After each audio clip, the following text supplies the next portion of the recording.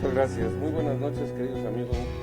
Gracias por estar acompañándonos esta noche aquí en Señales Ocultas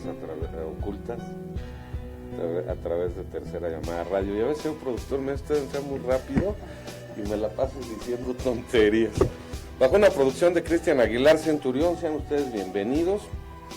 Gracias por acompañarnos esta noche con la grata compañía de nuestros queridos amigos y colaboradores de esta institución, el ingeniero Alfredo Herrera. ¿Cómo está, ingeniero? Muy bien, gracias. Buenas noches, licenciado.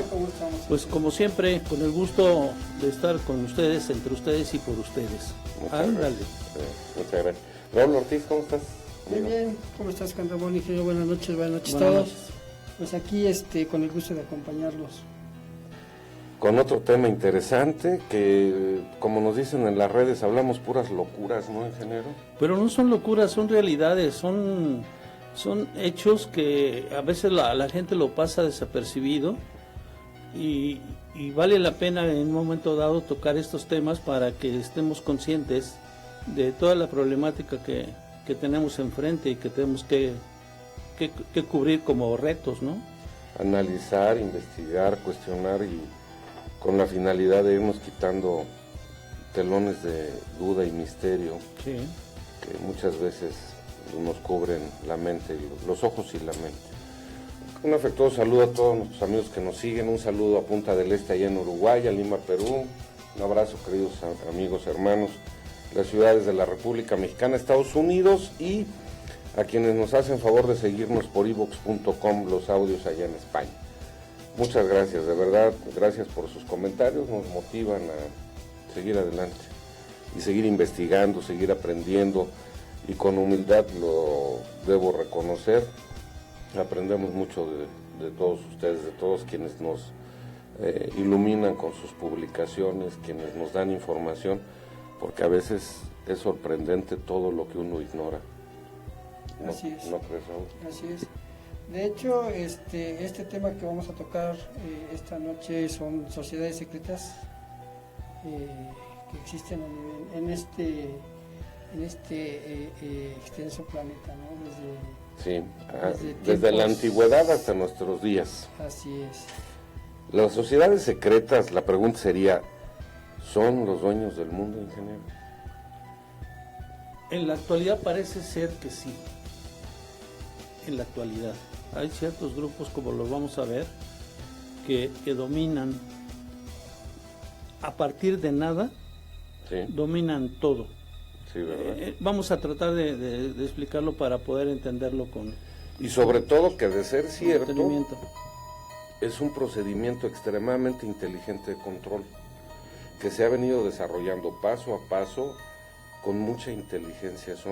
Si es así, son personas, seres extremadamente inteligentes, que han ido logrando sus objetivos.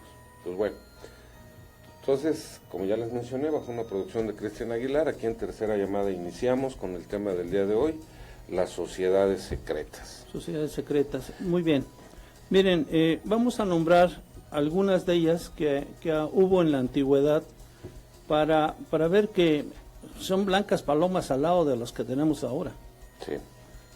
Y dice uno, caray, pues estas que se supone que eran pero bien malvadas, no, se quedan súper chiquitas con respecto a lo que tenemos ahora, lo que tenemos que enfrentar ahora, ¿no? Y lo que es cuestión de analizar. Entonces, si me permite, ingeniero, me gustaría comentar la definición de lo que es una sociedad secreta. A ver.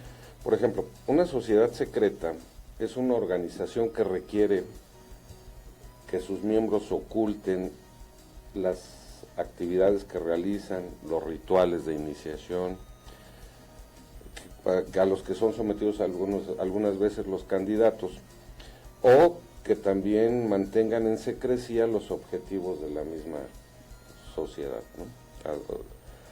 Los miembros se les puede exigir, ocultar o negar que haya algún vínculo con esa sociedad secreta, y frecuentemente deben mantener los secretos de la sociedad bajo juramentos. El término sociedad secreta es frecuentemente usado para describir organizaciones fraternales que tienen fin común que tienen ideales afines, pero que además pueden llenarse de misticismo, de rituales o de ceremonias muchas veces secretas según la filosofía o los dogmas bajo los cuales se rijan estas sociedades. Bueno. Le pudiera agregar algo. Una característica de una sociedad secreta es que normalmente tienen un conocimiento único. Sí. Y alrededor de ese conocimiento que tienen que desarrollar ellos, pero ocultar al resto del mundo, sí. Es por eso que se forman esas sociedades secretas. Es como decir que las sociedades secretas han creado eslabones del pensamiento, el conocimiento y la filosofía del ser humano. Tal vez aquellos que pertenezcan a alguna de estas sociedades se sienta privilegiado, sí. Más inteligente, más poderoso que todos los demás seres humanos. Sí. Imagínese que usted se encarga de proteger la línea, el linaje de los merovingios, por ejemplo. Sí. Es algo espectacular. Imagínese que usted tiene el conocimiento único de cómo hacer una pirámide, de cómo hacer una bóveda, de cómo hacer una catedral. Sí. ¿Y para qué? Es un conocimiento único que lo tienen que desarrollar, pero a su vez tienen que ocultarlo, de que no sea dominio general, solamente de esa sociedad. Entonces, en un principio, las sociedades secretas eran más bien, como platicábamos hace unos minutos, sociedades discretas. Sí, porque normalmente se conocen a sus miembros, se conocen qué es lo que hacen, se conocen sus fines, es decir, no pueden ser secretas. Ante toda esa evidencia, pues están identificadas plenamente. ¿Han perdido la discreción? A lo mejor los rituales los conservan, porque ya necesitarían estar muy involucrados en todos esos aspectos, y los rituales o algunas ceremonias sí conservan mucha de su secrecía, pero sus intereses económicos, políticos, culturales, esos sí los denotan de inmediato, ¿no? Sí, incluso esos ritos paganos ya hay conocimiento de sí, ellos. Sí, los están filmando sin los que se den cuenta. Sin que se den cuenta, ya, y incluso muchos de ellos ya los pasan en la red. Ok. Entonces, Sociedad Secreta es una organización que requiere que todos sus miembros guarden secrecía de las actividades que realizan bajo juramento generalmente. Ingeniero, no sea malo, háblenos a través del tiempo de las sociedades secretas. Bueno, yo traía preparadas algunas de ellas, las tomé así como ejemplo, que les quiero decirles y ser ético, no vi algunas que son muy importantes como el Opus Dei, como el Ku Klux Klan, que sí se me pasó, pero espero que ustedes nos echen hay una ayudota. Sí, con todo gusto. Sí, bien. Mire, yo traigo preparados lo que es la parte del Priorato de Sion, pero no el Priorato de Sion, el grupo que se formó en 1156, no. Existió un auténtico Priorato de Sion fundado en 1099, pero no tiene nada que ver con el actual Priorato de Sion fundado en 1156. En 1099 los cruzados de Europa Occidental, tras liberar Jerusalén del poder musulmán, edificaron una iglesia nueva sobre las ruinas de un antiguo templo bizantino llamado Hagia Sion. La nueva iglesia se llamó, veo mejor sin lentes que con lentes, la nueva iglesia se llamó de Santa María, y el grupo de sacerdotes que la atendían eran conocidos como el Priorato de Nuestra Señora de Sion, un título que combinaba los nombres de ambas iglesias. Allí permanecieron hasta 1217, 2 siglos, casi 2 siglos, cuando los musulmanes destruyeron Santa María tras reconquistar Jerusalén. En aquel momento se retiraron a Sicilia, donde continuaron ejerciendo su ministerio. El priorato sobrevivió durante 4 siglos más, hasta que en 1617, fíjense nomás la importancia que tenían esos grupos. Sus últimos miembros se unieron a los jesuitas. En resumen, el Priorato de Sion fue una de las muchas órdenes y sociedades que han ido y venido a lo largo de la historia de la Iglesia Católica. El Priorato de Sion es una sociedad secreta, supuestamente fundada en el siglo XI. El fundamento de su nombramiento era preservar y proteger los preceptos originales del cristianismo. Fíjese que Sí, qué paquete. qué tenía. paquetote. Y de ser el guardián de la línea merovingia de sangre de Jesucristo y de Santa María Magdalena. Ese es el Priorato de Sion. Eran unas almas de Dios, ¿no?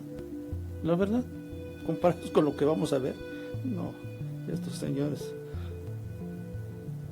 Mínimo se las doy de monaguillo, caray. Y sobre todo porque les tocó en alguna de las situaciones recuperar y volver a manejar ciudades consideradas santas, sagradas, ¿no?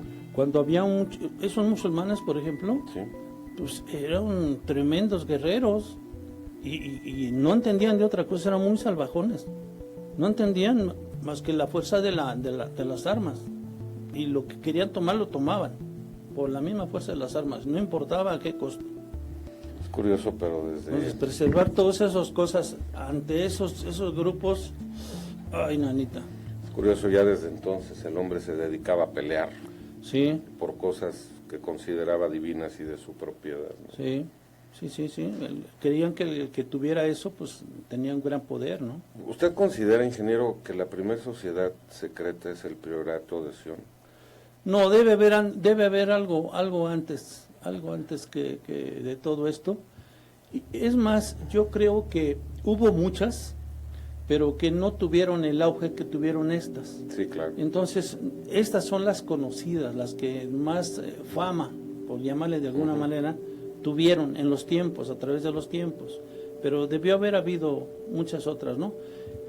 Porque había muchas causas que defender. Sobre todo religiosas, ¿no? Sí, sobre todo. Sí, antes, Sí, era ¿Cuál- lo que cuál es? gobernaba el mundo. sí, ¿cuáles posesiones? La religión era la que mandaba, ¿no?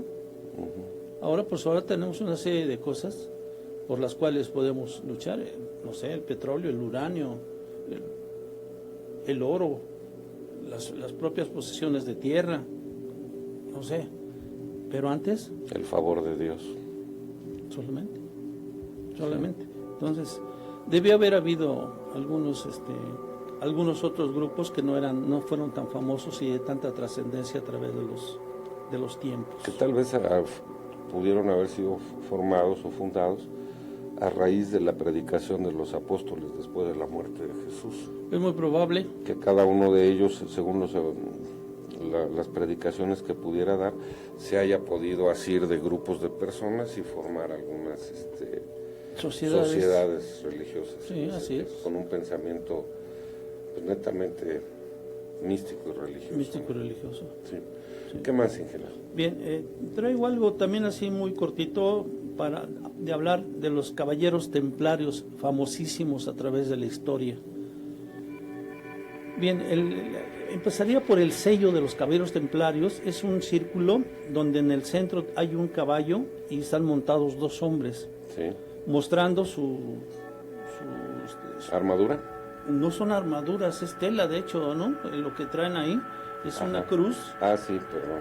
Una cruz, es una vestimenta blanca y una cruz de color rojo. Sí. Pero lo curioso aquí que a mí se me hizo que es un caballo con dos jinetes. Dos jinetes. Bien, entonces ese sello se lee abajo de ese sello, dice sello de los caballeros templarios, que muestra a dos miembros de la orden subidos en un solo caballo, símbolo de su pobreza. Órale, ¿cómo ven? También se le llamaba el sello de los soldados de Cristo. Bien, la orden de los pobres compañeros de Cristo y del templo de Salomón, también llamada la orden del Temple, cuyos miembros son conocidos como caballeros templarios, fue una de las más poderosas órdenes militares cristianas de la Edad Media. Se mantuvo activa durante algo menos de 2 siglos. Fue fundada en 1118 o 1119 por 9 caballeros franceses liderados por Hugo de Payens. Tras la primera cruzada, su propósito original era proteger las vidas de los cristianos que peregrinaban a Jerusalén tras su conquista. La orden fue reconocida por el patriarca latino de Jerusalén, Garmond de Picquigny, que le impuso como regla la de los canónigos agustinos del Santo Sepulcro. Aprobada oficialmente por la Iglesia Católica en 1129, durante el concilio de Troyes, celebrado en la catedral de la misma ciudad. La orden del Temple creció rápidamente en tamaño y poder. Los caballeros templarios tenían como distintivo un manto blanco, con una cruz paté roja dibujada en él militarmente.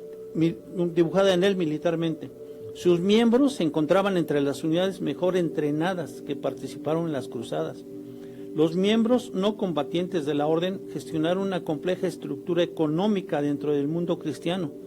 Se dice que incluso ahora lo que hacen nuestros vecinos del norte, los caballeros templarios de la actualidad, porque allá depositan dinero y aquí uno dispone de ellos. Estos señores fueron quienes diseñaron eso, para evitar que la gente se trasladara con riquezas si fuera robado en el camino. Entonces funcionaban como están funcionando ahora, igualito. Los caballeros templarios, un grupo religioso militar. Era un brazo armado. Era un brazo armado. Bien. Aquí dice otra cosa. La orden, además, edificó una serie de fortificaciones por todo el mar Mediterráneo y Tierra Santa. Eran exitosísimos esta gente. El éxito de los templarios se vincula estrechamente a las cruzadas. La pérdida de Tierra Santa derivó en la desaparición de los apoyos a la orden. Además, los rumores generados en torno a la secreta ceremonia de iniciación de los templarios crearon una gran desconfianza. Felipe IV de Francia, fuertemente endeudado con la orden y atemorizado por su creciente poder, comenzó a presionar al Papa Clemente V con el objeto de que tomara medidas contra sus integrantes en 1307. Un gran número de templarios fueron apresados, inducidos a confesar bajo tortura y quemados en la hoguera en 1312. Clemente V cedió a las presiones de Felipe IV y disolvió la orden. Su abrupta erradicación dio lugar a especulaciones y leyendas que han mantenido vivo hasta nuestros días el nombre de los famosos caballeros templarios. Este fue un grupo excepcional,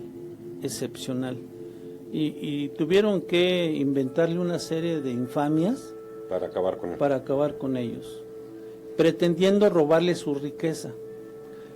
Aparentemente en 1312 desaparecieron, pero no, solamente desaparecieron a los ojos de la gente. Se llevaron, retiraron todas sus riquezas. Incluso se habla de símbolos cristianos muy importantes, como el Arca de la Alianza, el Santo Grial, etcétera, etcétera. Estaba a cargo de ellos, sí, supuestamente bajo el cuidado de ellos, porque era un orden militar bastante fuerte y respetada. Entonces, ¿a quién más dárselo? Pues a ellos. El cuidado de todo eso. Y parece mentira, pero aquello que cuidaban después se volvió lo que los atacaba, ¿no? Sí. La iglesia. La iglesia, desgraciadamente la iglesia ha sido, como lo vamos a ver, ha sido pésima para todo el mundo. Es más, hasta entre la misma iglesia, hasta para la misma iglesia ha sido problemas, pero problemas y fuertes. ¿Será igual de complicado que la política? Yo creo que más, porque ahí interviene la política y la religión. Sí. Y el poder económico. Son dos cosas, sí, obvio, pues esa es la finalidad, a final de cuentas, de la existencia de todos esos. Yo me quedé pensando, miren, por ejemplo, para ser candidato de un partido a ejercer un cargo público se necesita cumplir algún tipo de requisitos, tener ya determinado tiempo bajo esa doctrina política. ¿Qué se necesitará para ser obispo, cardenal, el papa? ¿Cuáles son los requisitos que políticamente se deben cumplir para poder aspirar a ese cargo que ya no es de elección popular, sino de dedo? Sí, es de la dedocracia. La dedocracia. De una otra manera también la iglesia es una sociedad hermética, ¿no? Sí, realmente no, muy poca gente puede conocer o puede darte respuesta a lo que estás mencionando. Estudios, todos deben de tener estudios, pero ¿quién es el que los propone para ser obispos de la iglesia, simplemente para llegar a ser el papa, ¿no? ¿Cuál es la estructura política? ¿Cómo se maneja? ¿Cuáles son las divisiones de poder? O sea, realmente al pueblo común nos falta mucha información. Totalmente, sí. Porque por lo menos acá nos damos una idea que para ser diputado de un distrito, esto hay una división en el organigrama de los partidos políticos. Pero en la iglesia debe haber algo. No, sí, seguramente, pero no es de la voz del pueblo. Sí, claro. Ok, bueno. Sí, no es del conocimiento de todos los seres mundanos. No. ¿Será por el favor de Dios que nada más les pertenezca? Pues no creo. Más bien es de la voluntad política de los que mandan. De los que mandan en un momento dado. Ok, entonces ya empezamos. Y hasta esos que mandan. Alguien los manda, ¿no? Alguien los manda. Sí, porque Jesús no creo que haya dado. Fíjese que ha habido dos papas, uno que murió 20 días después de haber sido nombrado papa. Juan Pablo I. Y otro que fue 33 días después de haber sido nombrado papa. O sea, fueron unos papados muy fugaces. Sí. Y hubo en cambio otros que tuvieron años y años hasta que o murieron por viejos o se retiraron por igual causa, por viejos. Oiga, entonces ya empezamos con el priorato de Sion, los caballeros templarios. En ese viaje por la historia en género, ¿qué seguiría? Pues así rápidamente también, de esa manera que estamos tocando esto, son los Rosacruces. Es que estamos viéndolo así muy superficialmente porque para poder dar entrada al tema interesante, a la parte interesante, digamos, es una parte introductoria para que veamos que todas las épocas ha habido grupos, sociedades que de alguna manera dominan al mundo, ¿sí? De acuerdo a sus propias circunstancias, a su contexto que hay en ese momento, ¿no? Vamos empezando en la organización de la civilización humana y ya desde ahí podemos notar un aspecto egoísta del ser humano. ¿A qué me refiero? Pues si tú posees un conocimiento y piensas que porque lo conserves y no lo des a conocer eres mejor que los demás, pues ya se me hace un acto bastante egoísta, ¿verdad? Bastante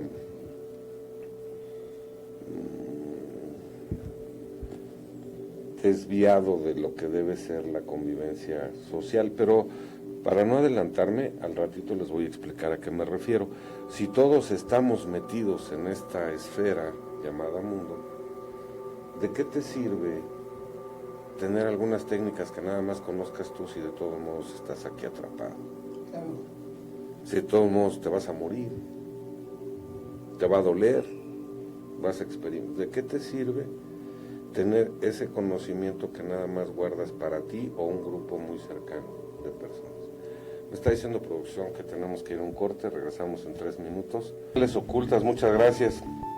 De verdad, ahorita nuestra producción se encargó de anexar al intermedio pequeños videos para que quienes nos acompañan sepan realmente qué es esta institución, qué queremos, qué pretendemos y qué estamos haciendo todos aquí de buena voluntad. La verdad, un afectuoso saludo a quienes nos hacen el favor de seguirnos y que nos dejan sus comentarios. Alejandra García, muchas gracias. María del Rocío Cortés de Guadalajara, muchas gracias. A Osvaldo Signay desde Ecuador, amigo, muchas gracias, de verdad. Pues temas interesantes que antes nos mantenían con un velo en los ojos, ¿no? Sí, pero sobre todo porque se actuaba con mucho temor, porque son temas tabú hasta hace poco. No, y sobre todo que de repente aparece en la gente, aparece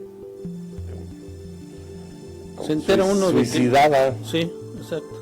Que por tocar estos temas aparecen dañados en su persona o en su físico, pero sabe que ya es tiempo de que se hablen de otras cosas en el mundo, ¿no? Sí, afortunadamente ahora con las redes sociales, y ahí tenemos muchísima información, ¿no?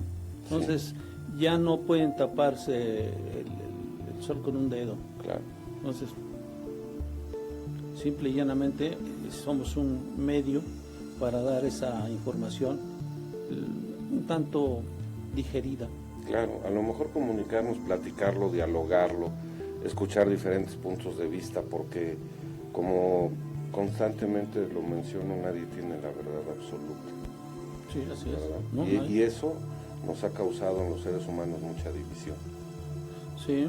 Cada quien toma corrientes y piensa que los demás, la corriente que más se acentúa con su persona, y piensa que él está en lo correcto y que todos los demás están equivocados. Pero ¿sabe por qué?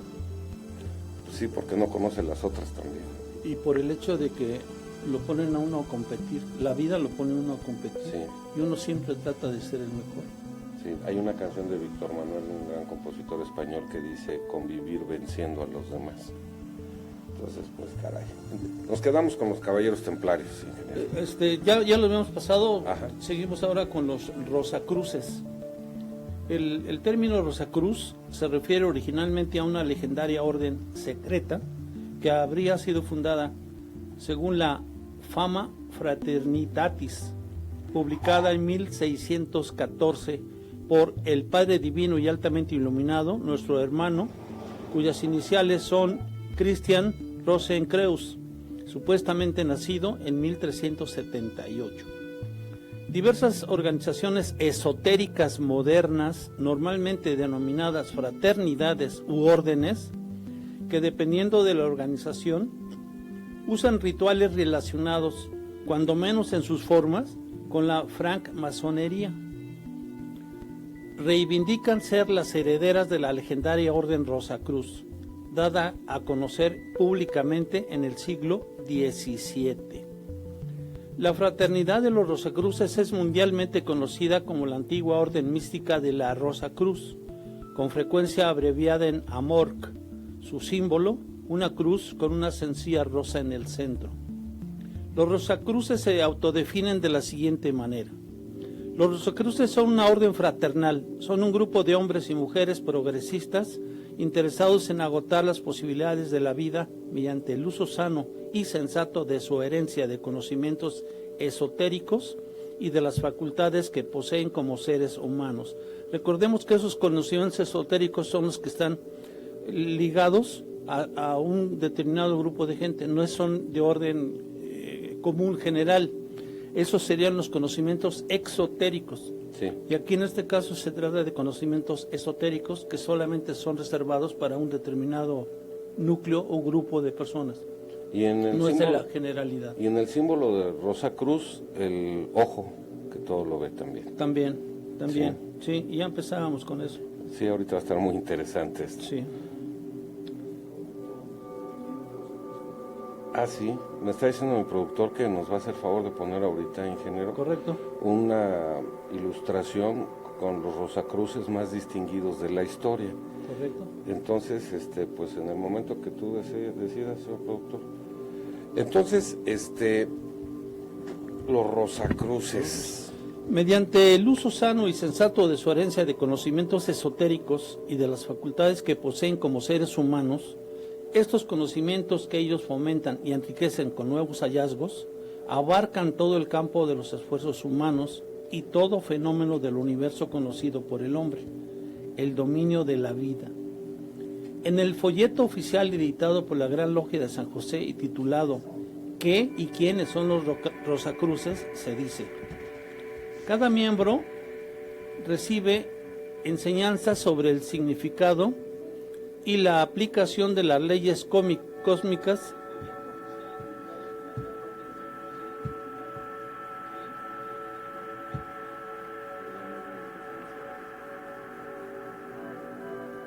Sigo. Bien. Cada miembro recibe enseñanzas sobre el significado y la aplicación de las leyes cósmicas y naturales en el universo en torno a sí y en sí mismo. Él agrupa en una filosofía de la vida, idealismo metafísico, y en las prácticas de Sofía, que es conocimiento de la vida, como la física, la química, la biología, la fisiología y la psicología. Él busca también para sus campañas pedagógicas liberar a la sociedad de la esclavizadora influencia de la superstición. Eso lo hacía cada miembro cuando estaba recibiendo su enseñanza. En la Enciclopedia Británica se encuentra el artículo Rosicrucianism, escrito por H. Spencer Lewis, quien era el imperator ad vitam y el ideólogo más acreditado de este movimiento. El rosacrucismo es un sistema de filosofía mística cuyo fin es el de guiar el desarrollo de la conciencia interna. La opinión popular atribuye su fundación ocurrida en Kassel, Alemania, en el siglo XVI, a la publicación de unos folletos titulados Allgemeine und General Reformation der Gassen Goethen Welt y Fama Fraternitatis, atribuidos al teólogo Valentín Andrea. Fíjese que entonces, de acuerdo con esto, estos rosacruces ya empezaban a tener nociones de cuestiones espirituales, sí, pero netamente no eran muy profundos ya. Para su época diríamos que estaban súper adelantados los rosacruces. Por eso yo les decía que estos grupos, más que ser grupos dominantes a nivel mundial, son unas blancas palomas. Buscaban también la superación espiritual. Y personal y grupal. Uh-huh. Y grupal. Tenían ese único defecto, que seguían guardando para sí y para su grupo esos los conocimientos. Uh-huh. No eran de carácter general, no lo daban a conocer abiertamente, eran conocimientos esotéricos. Víctor Hugo era uno de estas personas con esa doctrina filosófica. Nietzsche también, ¿verdad, Cristian? Franklin. ¿Benjamín? Sí. Híjole, es que hay muchas personas. Ahora, los rosacruces, en algún momento hay un intercambio filosófico con otras doctrinas religiosas, ¿no, ingeniero? Espero que sí, vamos a ver, déjame sí. terminar ahorita de esto y yo creo que aquí va a salir eso. Uh-huh. Orígenes del Rosacruz según ellos mismos. Los orígenes del Rosacruz no tienen nada que ver con la Iglesia de Cristo. Ellos mismos en sus publicaciones reclaman que sus orígenes se remontan a las escuelas de misterios, de conocimientos secretos del antiguo Egipto, establecidas durante el reinado de Thutmose III.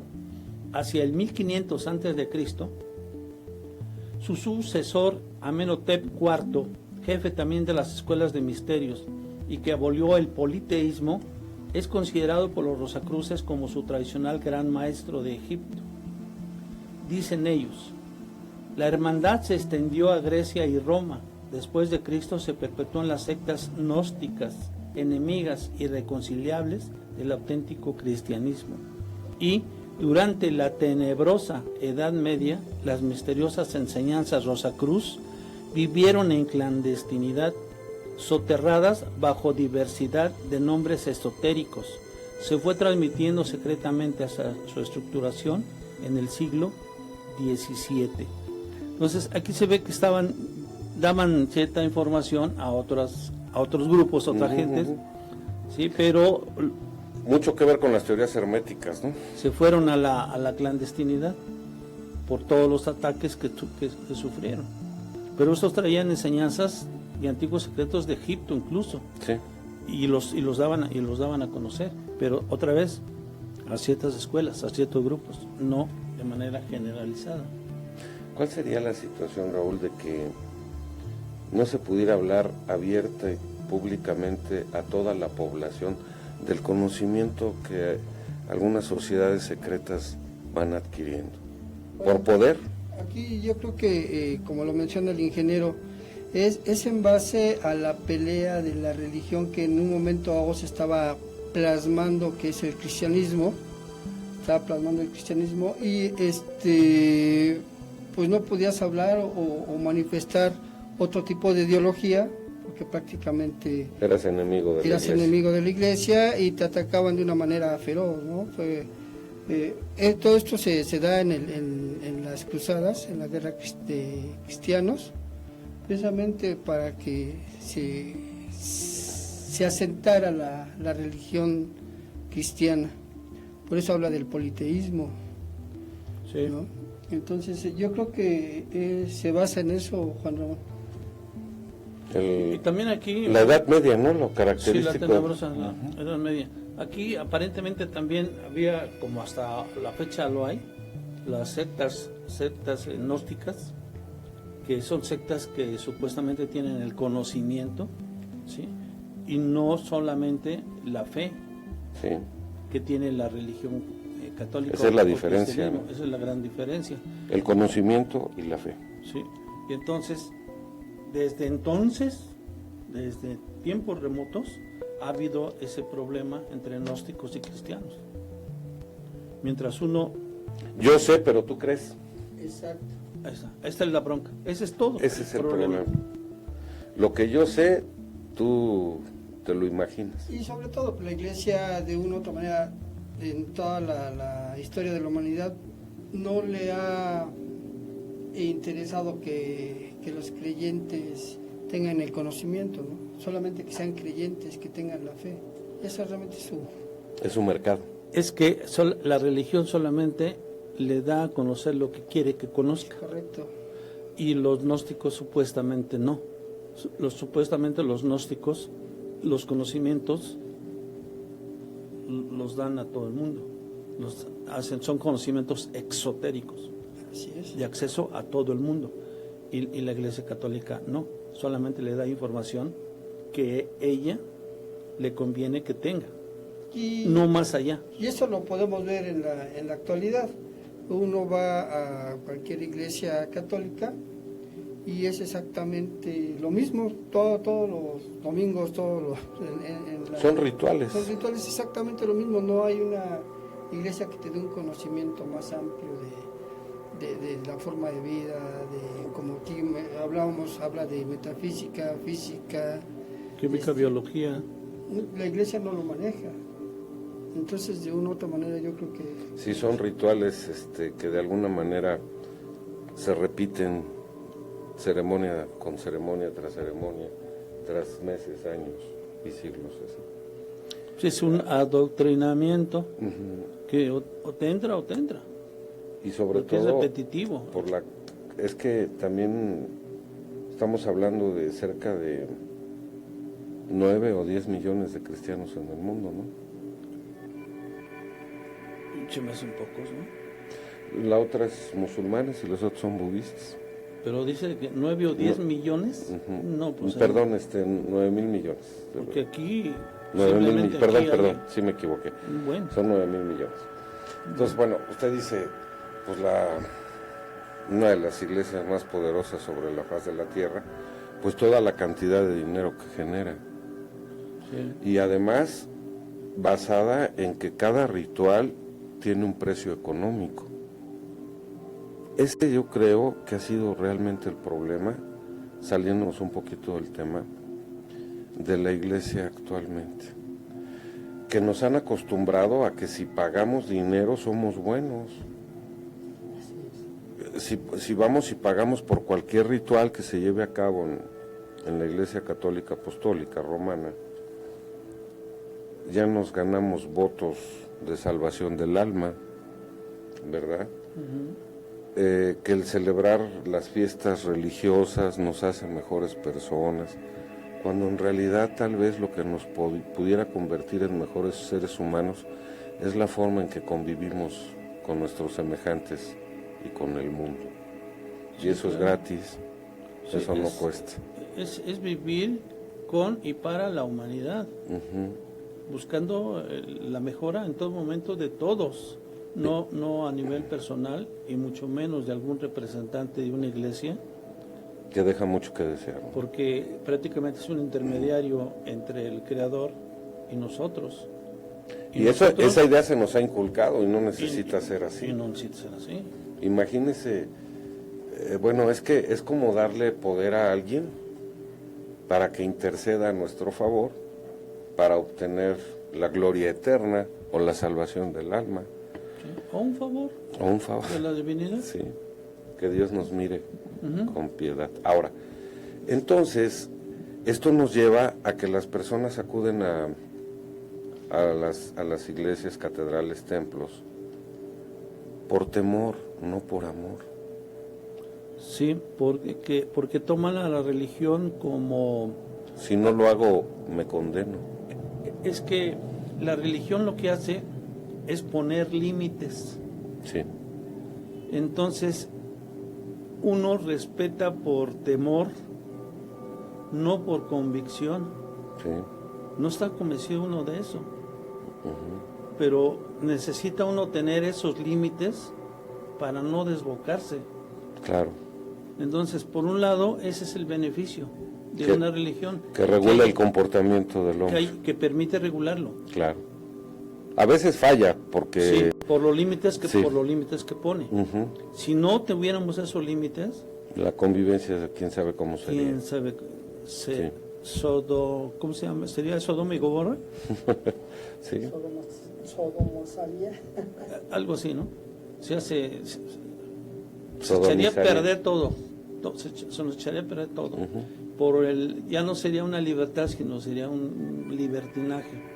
Y ahí vendría la lucha el más fuerte sobre el más débil. Y todo se tergiversaría, definitivamente. Ahora, como hay aspectos que, por los conocimientos que tenemos como seres humanos, no los podemos reconocer, situaciones como la vida, la muerte, el alma, el espíritu, pues dejamos que nuestra imaginación le dé forma a cada uno de nosotros. En su imaginación le da forma a aquello que desconoce. Sin embargo, las iglesias, las sociedades, le dan una interpretación que nos ayuda o nos conduce a lo que ellos quieran que entendamos de lo que es el arte de la vida, ¿no? Bueno, entonces, ingeniero, la Sociedad Rosacruz, ¿usted considera que en su momento aportó cosas buenas a la humanidad? Yo creo que sí, por lo que les acabo de mencionar, yo creo que sí, porque de todos los grupos o sociedades que se han visto, yo creo que esta es una de las que tiene mayor espiritualidad. Mayor sinceridad en sus doctrinas, ¿no? Sí, y sobre todo las comparte. Porque, por ejemplo, los templarios también eran fines nobles. Pero bélicos. Pero finalmente son bélicos. Eran protectores, sobre todo eran protectores. Eran guerreros. Sí, era una mano armada. Apóstoles armados. Una mano armada. Entonces, ahí ya están las dos corrientes, ¿no? Y acá pues, se ve que son más tranquilos. No sé hasta qué punto la literatura actual deforme la información que originaría esos claro. grupos, ¿no? No lo sabemos. Porque la historia la escribe el que gana, el vencedor. Exacto. Entonces, la puede manipular, ¿no? Esta información que les estoy leyendo, pues, lo encuentran en cualquier parte prácticamente. ¿Sí? Y entonces pues, es lo que hay, es lo que dicen de esos grupos que fueron formados, que existieron hace cientos de años. Sí, la mayoría son grandes humanistas del grupo que nos presentó nuestro productor, así es, ¿no? La mayoría de ellos son grandes pensadores, grandes humanistas. Sí. Uno podría decir, son hermanas de la caridad. La verdad. Empezó usted con los suavecitos, ingeniero. Esos son los suavecitos. Nos vamos a ir endureciendo. ¿Qué más, ingeniero? Traigo aquí información de una sociedad que se llama, nada más para abrir boca, fíjese nada más, es una sociedad Calaveras y Huesos. Sangre. Skull and Bones. La sociedad fue fundada en 1832 por 2 miembros de Pi Beta Kappa, William Huntington Russell y Alfonso Taft. La primera clase o cohorte Calavera se formó el curso siguiente en 1832 a 1833. La sociedad no admitió miembros femeninos hasta el año 1992. Órale.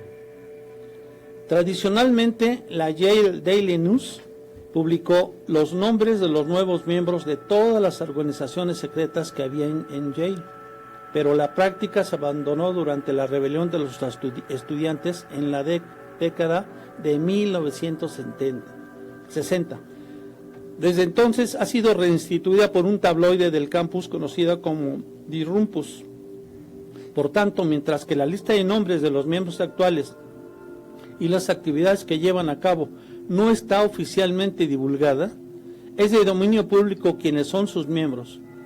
La sociedad recluta a sus nuevos aspirantes entre los alumnos que se encuentran en el año previo a su graduación.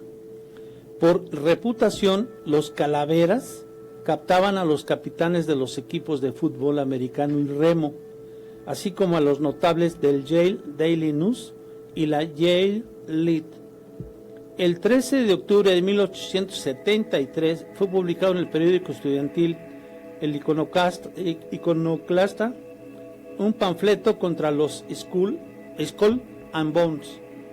El 29 de septiembre de 1876, la tumba, que así le llamaban al edificio que estaba donde estaba la Universidad Yale. Ajá.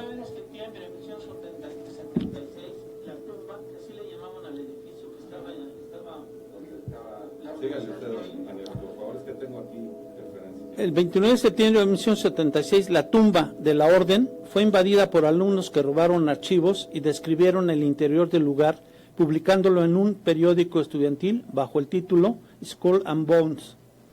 Muchas figuras influyentes han formado parte de Skull and Bones. También ha habido familias influyentes que han tenido a menudo múltiples miembros a través de sucesivas generaciones. Los Bones abarcan un rango que va desde presidentes de Estados Unidos como George W. Bush, su padre George H.W. Bush o William Howard Taft, hasta jueces de la Corte Suprema, pasando por hombres de negocios y senadores como John Kerry, el cual se postuló a presidente en 2004 y fue secretario de Estado durante la administración de Barack Obama. En su logotipo está un cráneo y después está una como cruz, los huesos, 2 huesos, ¿no? Uh-huh. Y en la parte central trae un número que se llama, dice 322. El número 322 es así la cifra clave de la organización. El 322 a.C. es el año en el que murió el orador griego Demóstenes, y según la tradición de Skull and Bones, la diosa de la elocuencia Eulogia marchó en ese año al paraíso para volver en 1832 y unirse a la sociedad secreta. A través de los años se ha arraigado la creencia de que los Skull and Bones han participado en todo tipo de actividades ilegales y han surgido todo tipo de especulaciones en torno a la orden, como la guerra de secesión estadounidense, el tráfico de opio de India a China, o que los restos del jefe indio Jerónimo fueron robados de su tumba para llevarlos a la sede de Skull and Bones en Yale, entre otras. Se dice que incluso allí se encuentra la cabeza de Pancho Villa. Sí, sí. O sea, eran unas finísimas personas, ¿no? Bueno, aquí en la Universidad de Yale, ¿no? ¿Universidad de Yale? Ahora, es que fíjense, estaba yo reflexionando esto. Normalmente uno tiene la idea de que si se incorpora a alguna universidad de prestigio, algún colegio, pues su nivel académico es alto, superior, es alto, eso nos va a permitir salir perfectamente preparados para la vida laboral. Sin embargo, hay que considerar que muchos lo hacen para poder pertenecer a estos grupos de poder que ahí se han formado y que tienen actividad en la sociedad, que algunos son presidentes, que algunos son secretarios de Estado, algunos magistrados, jueces, empresarios. Entonces ya el hecho de haber pertenecido a esa institución crea un vínculo de fraternidad que les va a permitir seguir adquiriendo poder, independientemente de la actividad que desarrollen, y por eso seguramente muchos se ayudan entre sí para que esa ideología que nace en una institución predomine en el mundo de la política, de los negocios y de la vida diaria de la sociedad. Lo que resulta curioso aquí es que ellos seleccionaban casi siempre a los capitanes de los equipos de fútbol y de remo. O sea, esa gente normalmente no es una gente dedicada exclusivamente al estudio. Más bien a la actividad física Más también. Sí. Pero el liderazgo. Para poder, exactamente, lo que buscan ahí es el ejercicio de liderazgo, no tanto el conocimiento. Sí, sino la capacidad de coordinar el trabajo de los demás. Eso es lo que dan a entender que es lo que buscaba ese grupo, ¿no? Entonces, cuando a ti te digan, oye, vete a estudiar a la universidad fulana de tal, hay que revisar si tiene alguna filosofía secreta que haga que predomine el poder que van adquiriendo en la sociedad. Y aquí me refiero a muchas universidades que son muy selectas en la gente que estudió ahí y que actualmente ocupa cargos públicos. Vamos a un corte y regresamos. Aquí en Señales Ocultas, un saludo a nuestra amiga Lili Roth, que nos hace el favor de escribirnos también. Raúl, hablábamos ahorita de que se dan grupos de poder, se dan situaciones donde las universidades crean filosofías que les permiten ir acomodándose socialmente y ocupar pues, más nichos de poder. En México, ¿qué pasaba? Fíjate que, como bien comentan, ¿no? Hay universidades que tienen ciertas filosofías. Yo creo que documentado solamente tenemos ahorita lo que es la Universidad Autónoma de Guadalajara, los famosos tecos. La mayoría de los mexicanos lo conocemos por el equipo de fútbol descendido ya hace varios años, los tecolotes de la Autónoma de Guadalajara, pero los tecos realmente es un grupo de ultraderecha que opera directamente desde la universidad.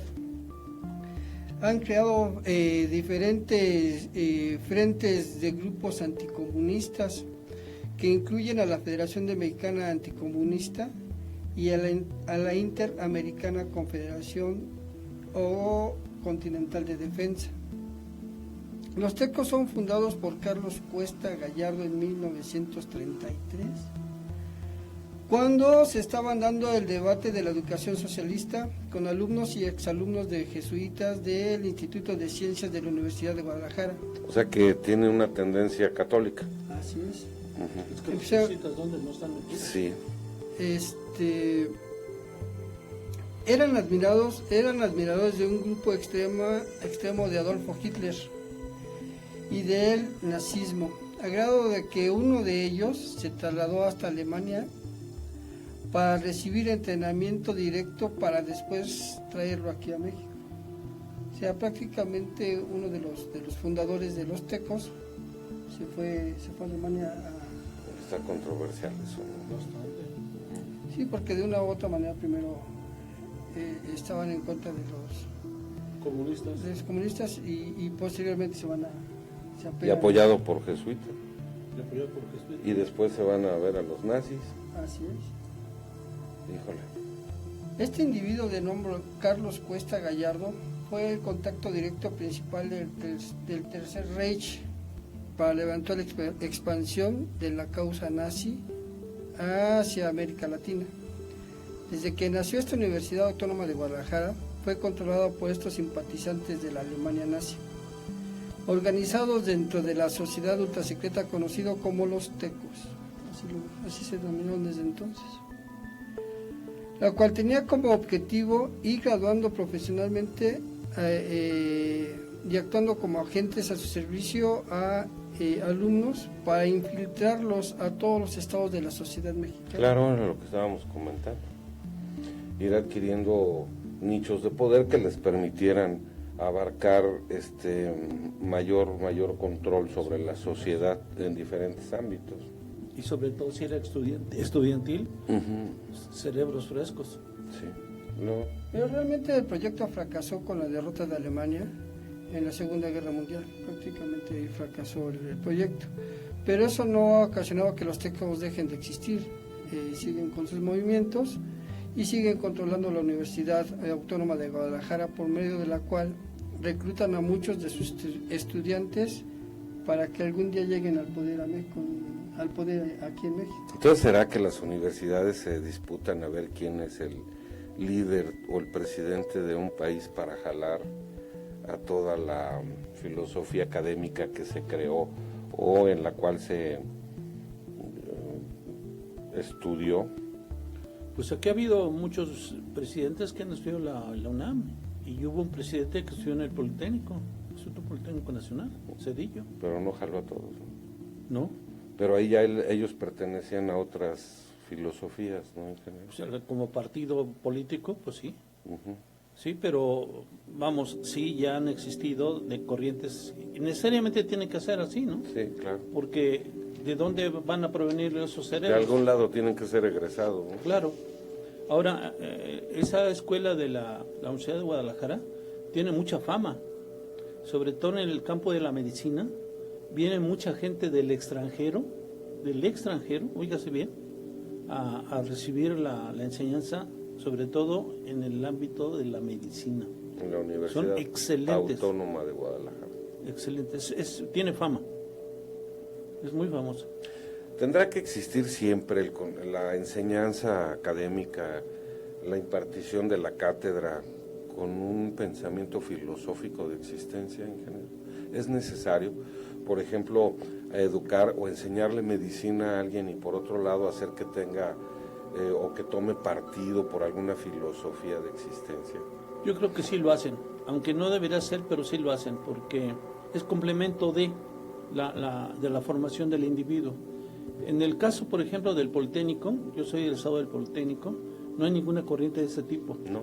Ahí van exclusivamente materias de carácter técnico. Yo estudié ingeniería química y entonces son puras materias de carácter químico. No hay ninguna otra. Es más, no llevamos ni lógica. Claro. Ni lógica siquiera llevamos. Y mucho menos otras materias que sí se ven en la universidad. Sí.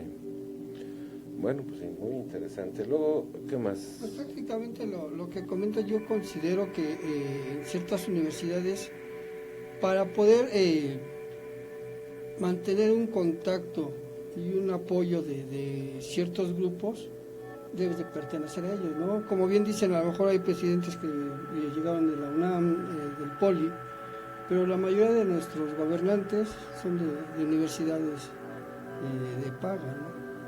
Y además con tendencias masonas, ¿no?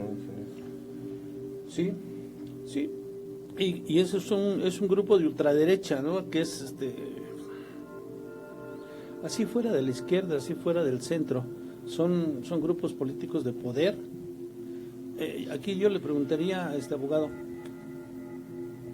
¿este grupo se considera una sociedad secreta o una sociedad discreta? Yo creo que es una sociedad discreta. A final de cuentas, ellos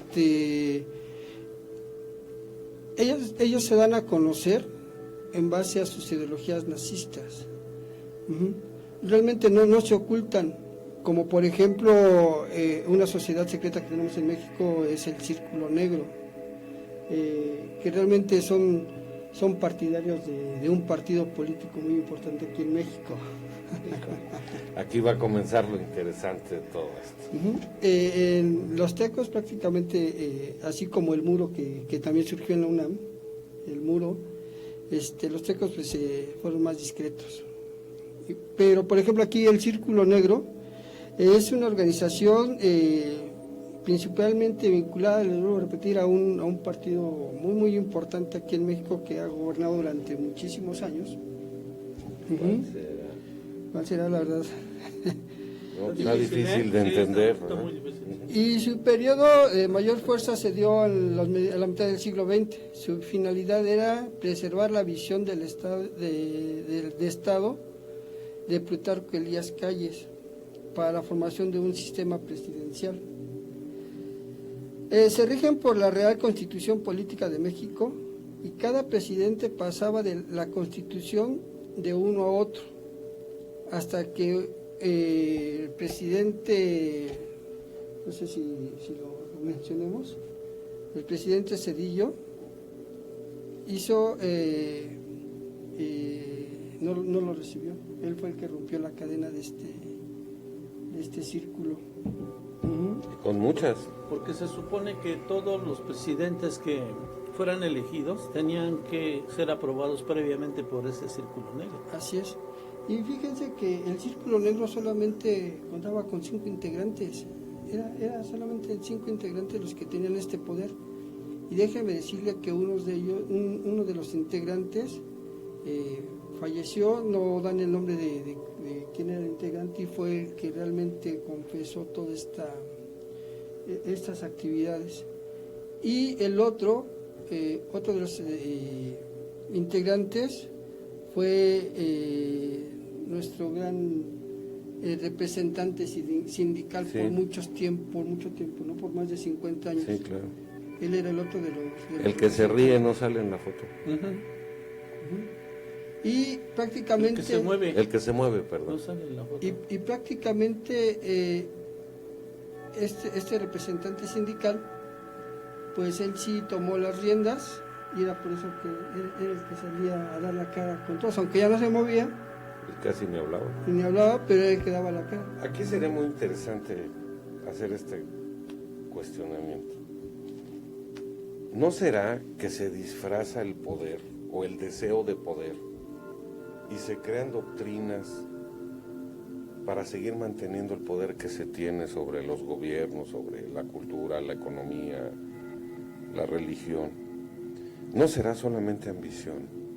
Pues finalmente sí, ¿no? Sí, yo creo que sí. El que tiene quiere tener siempre más. Sí. Y además lo quiere heredar. O sea, a final de cuentas, parte de lo que nos comentabas y nos preguntabas hace rato, Juan Ramón, ¿por qué no se extiende la información hacia el populi? Pues prácticamente es esto, no quieren heredar ese poder. Es una trampa. Por ejemplo, mire, el círculo negro, 5 individuos que son los que daban el visto bueno, ya se murieron. ¿De qué les sirvió tanta opulencia, tanto poder, si de todos modos iban a perder la vida? ¿De qué sirvió disfrazar esa ambición tratando de crear formas de pensamiento diferentes, que al final de cuentas no conducen a nada? Porque el hecho de pensar así no te salva la vida. El hecho de pertenecer a alguna sociedad secreta no te hace inmortal. Aunque vamos a entrar ahorita a que hay personas que piensan que por estar ahí van a tener beneficios en el aspecto espiritual y humano. Y realmente no es así. Seguimos atrapados aquí. ¿De qué le sirvió a quien mencionabas haber dirigido 60 años la vida laboral de nuestro país a través del sindicalismo y todo, si a lo mejor el único que se enriqueció fue él? ¿Cómo? Empobreciendo a miles o millones de personas con los años. Si estas filosofías son tan buenas, pues lo único que hacen, creo que es subsistir a base de la mentira y la explotación de su pueblo. Sí, pero entendamos la naturaleza humana. El humano con cierto poder busca más poder y más poder y más poder. El sentirse diferente y superior a los demás trastorna la personalidad. Totalmente. Y no, yo creo que nunca piensan en que se van a morir. Yo creo que eso, pero para nada les pasa por la cabeza. Entonces, Lo que viven su momento, viven su época, son non plus ultra, tienen poder y son diferentes y superiores desde ese punto. Pero son superiores. Y eso, o se sienten superiores. Estos son filosofías que se basan en la mentira. Le voy a explicar por qué. Sí. Porque si para que yo conserve el poder te tengo que mentir, para ser diferente y superior les tengo que ocultar las cosas, pues mi filosofía no es tan acertada. Porque al final de cuentas son filosofías equivocadas que atrapan al individuo y hacen que su vida se dirija a un comportamiento determinado,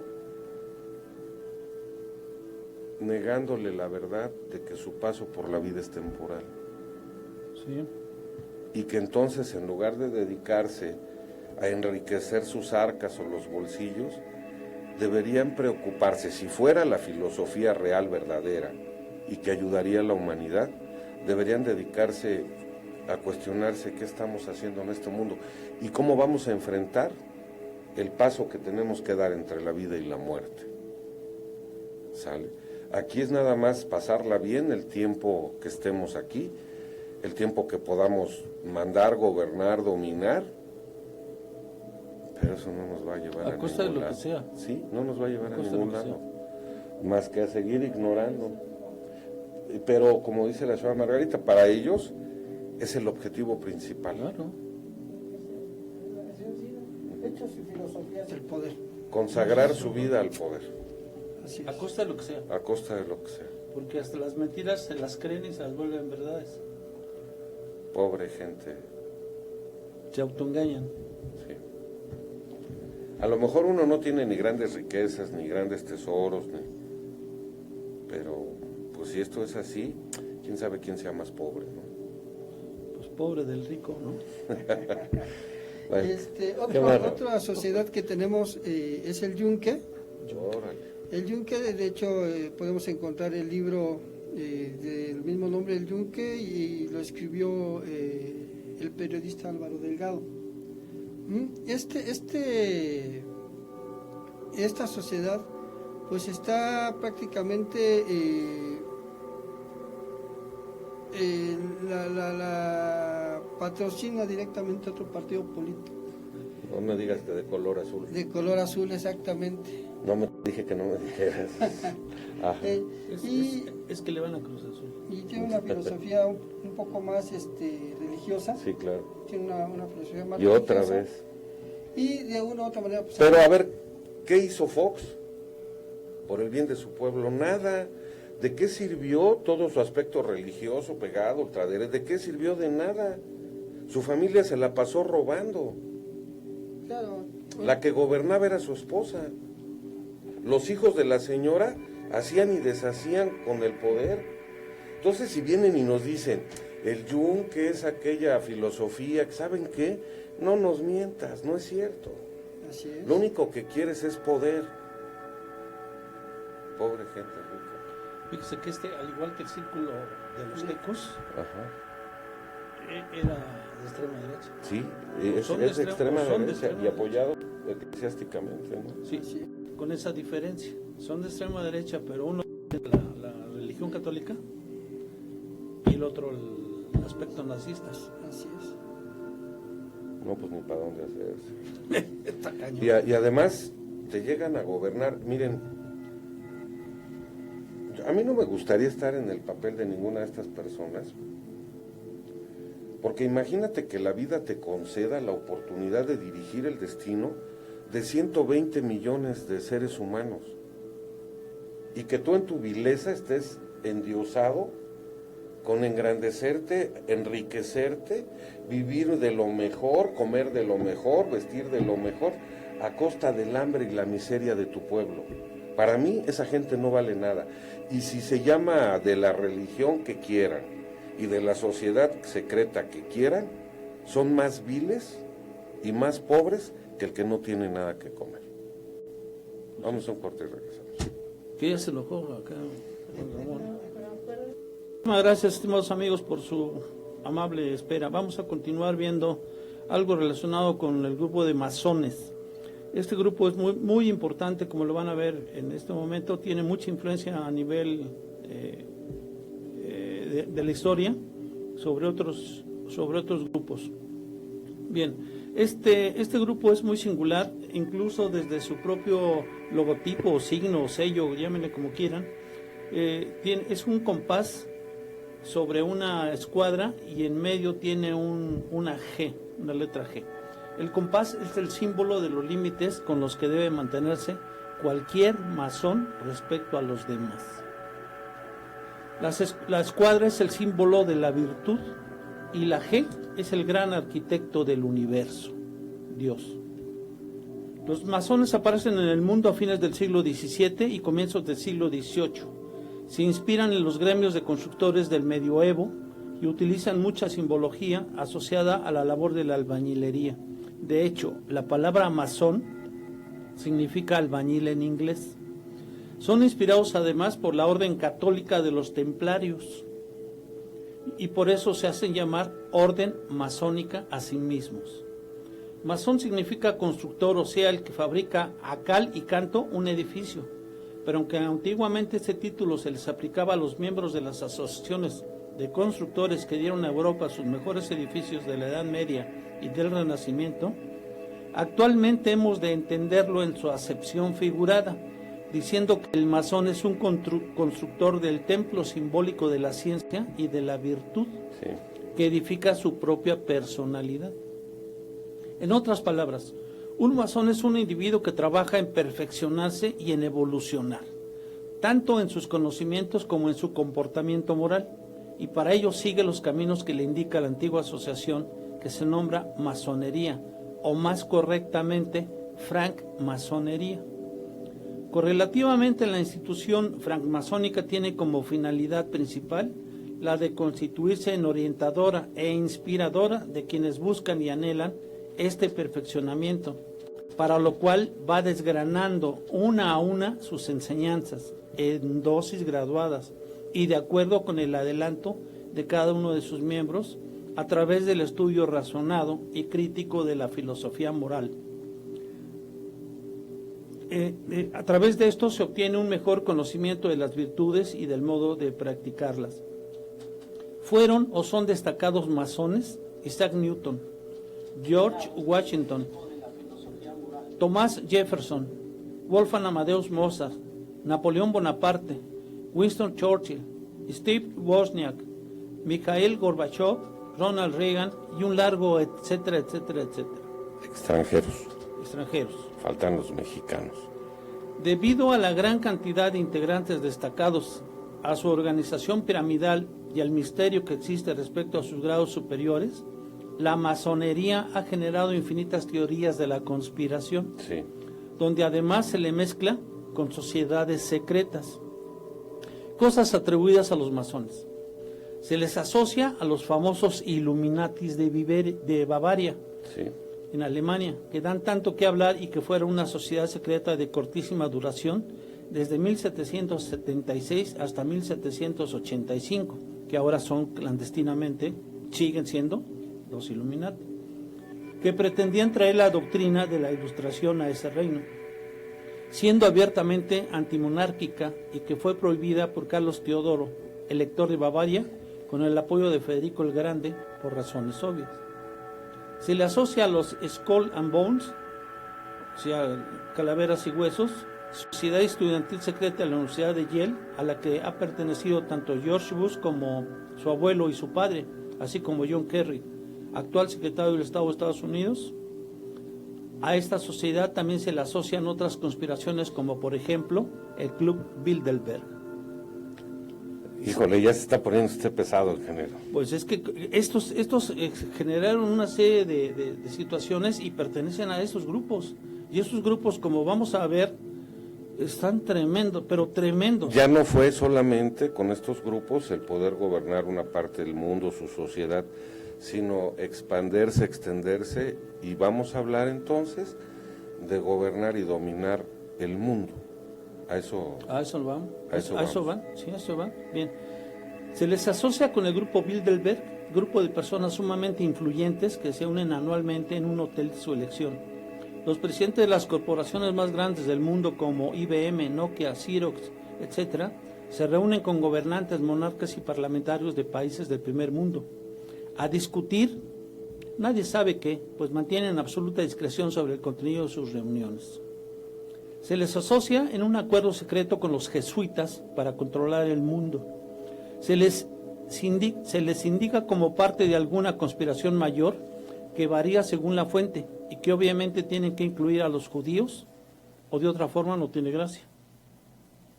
Si bien la masonería es una sociedad discreta y no secreta, sabemos dónde están sus logias, quiénes son sus miembros más destacados, y si nos metemos lo suficiente en internet, podemos conocer muchísimo de sus ritos y costumbres. Que también bajo ese tipo de sospechas una objeción común: ¿por qué no puedo saber lo que ocurre adentro? Así como, si tienen que esconderse es que algo ocultan. Si a ello le sumamos que resulta tan imposible saber qué ocurre en los niveles más altos de la organización, tenemos los ingredientes perfectos para ligarlos con todo lo malo que ocurra. Claro. Y llegar incluso hasta los extraterrestres. Si queremos, pues, el cielo es el límite. Ese va a ser el punto crítico de todo este programa. Esos linajes que se supone algunos extraterrestres dejaron para que pudieran gobernar al mundo, y que de ahí emanan todos los conceptos filosóficos más importantes que ahorita estamos tratando. Exacto. Que a pesar de sentirse de un linaje superior, solamente fueron engañados. Pero bueno, Sí, no lo interrumpo. Pero aquí lo que quiero dar a entender es que cómo los masones ligan a todos esos nuevos o sociedades o grupos que están gobernando el mundo, como lo trataremos de explicar probablemente en otro programa o más tarde si nos da tiempo. Va seguramente porque ya casi se nos agota el tiempo. Nada más para que veamos qué tan importante es este grupo. La masonería ha estado detrás de revoluciones y guerras a nivel mundial. Sí. Revolución francesa, revolución de Turquía y Polonia, revolución de Italia, revolución rusa, revolución en las Filipinas, Primera Guerra y Segunda Guerra Mundial. No es para que se eche trompo a la uña. Éntrele a México. La masonería a partir de 1717 no solo tiene como propósito la destrucción del cristianismo, sino además incorporar como agenda el gobierno mundial. Sí. Me aboqué exclusivamente, no vi nada especial particular con México, me fui a la parte internacional, porque estamos en un programa que se trata de ver cómo está comprometido el mundo entero, claro. No una localidad específicamente nuestro país, sí. No. Yo les propongo esto, salvo la autorización de nuestro productor. Viene la parte más interesante de todo esto. Tendremos que hablar de los masones más importantes en el mundo, que ahorita yo le pediría que con eso concluyéramos este programa. Pero quedaría, productor, si tú nos das el visto bueno, hablar de Illuminatis el próximo programa, porque es tan extenso. Nos falta también hablar del Opus Dei, del Ku Klux Klan, del grupo Bilderberg.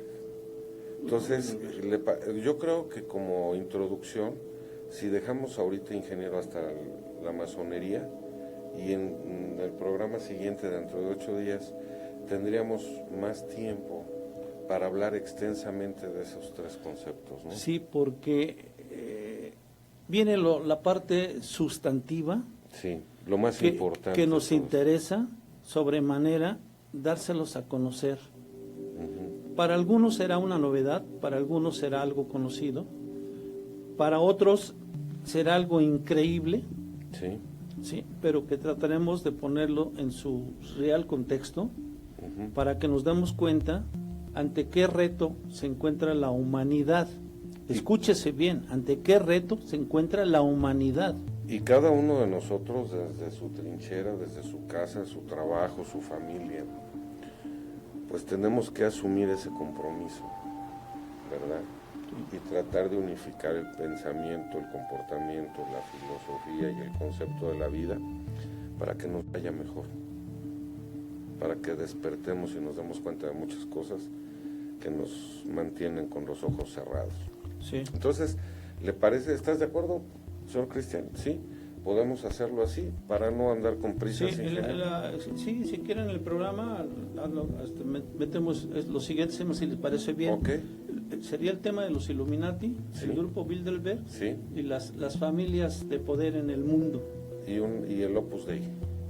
El Opus Dei, si quiere, y lo metemos junto con el Ku Klux Klan. Órale. Y terminamos con los Illuminati. ¿Sí? Sale. Entonces nos hablaba usted de los masones, ingeniero. Eso sería hasta ahí me quedé. dentro del otro hasta programa. Hasta ahí me quedé con los masones. Porque para mí era muy importante ver cómo se va relacionando con los Illuminati, con los Bilderberg, incluso están metidos con el Skull and Bones, ¿sí? Y cómo han dejado una escuela a nivel mundial de tal suerte que este grupo de masones, estos grupos, dieron origen a grupos de poder que controlan el mundo, no que quieren, lo controlan. Sí, pero que son una diferencia de intereses que están más arriba y no se dan cuenta. No, sí, esos salieron. Sean más borregos que los mismos borregos. Sí. Como decía su esposa, señora Margarita, decía, es que nosotros no les importamos porque somos el ganado. Pues aquel masón o aquel individuo con otro tipo o con cualquier tipo de filosofía que crea que sí les importa, pues está igual de equivocado. Sí. Sí. Sí. ¿Estás de acuerdo? ¿Y tú nos hablarías de qué, Raúl? Bueno, pues ya veríamos qué otros masones hay en México, ¿no? Al micro, ¿Qué masones tenemos aquí en México que han llegado al poder? Porque también tenemos aquí. Y la verdad, un robadero del pueblo mexicano que no tiene nombre. 70% de pobres y pobreza extrema. Bueno, yo les voy a dar una cifra mayor que esa. El 99% de la población mundial, ¿sí?, está bajo el yugo del 1%. Sí. Y ese 1% son esos grupos que vamos a tocar la próxima semana.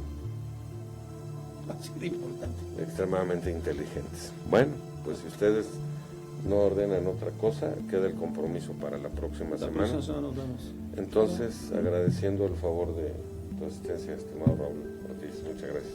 Ingeniero, infinitas gracias. Gracias, Señora abogado. Margarita, muchas gracias. Buenas noches, señor productor, gracias. Bajo una producción de Cristian Aguilar, Raúl Ortiz. Gracias a todos por la atención y nos vemos aquí continuando con el tema dentro de 8 días. Ingeniero Alfredo Pues Herrera. yo también, muchísimas gracias por su amable escucha. Los invito de verdad a que veamos nos vean y nos escuchen, nos acompañen la próxima semana. El material que tenemos y que les vamos a exponer, créanme lo que es de suma importancia para la humanidad. Buenas noches y no nos dejen solos. La próxima semana nos vemos. Va a estar muy, muy interesante. Hay que seguir analizando todo esto. No significa que perdamos el buen corazón, los buenos sentimientos.